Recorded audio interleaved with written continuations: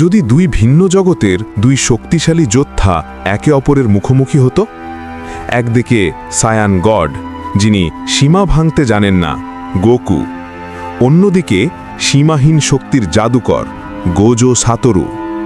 ভিডিওটি শুরু করব তার আগে বলে রাখি, যারা ভিডিওটি দেখছো তারা সবাই একটু সাবস্ক্রাইব করে দাও।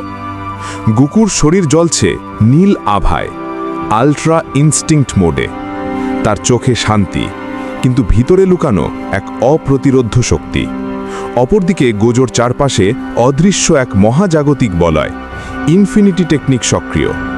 এক পা এগোতেই সময় যেন থেমে যায় তার চারপাশে। বাতাস কেঁপে উঠছে, আলো আর ছায়ার যুদ্ধ শুরু।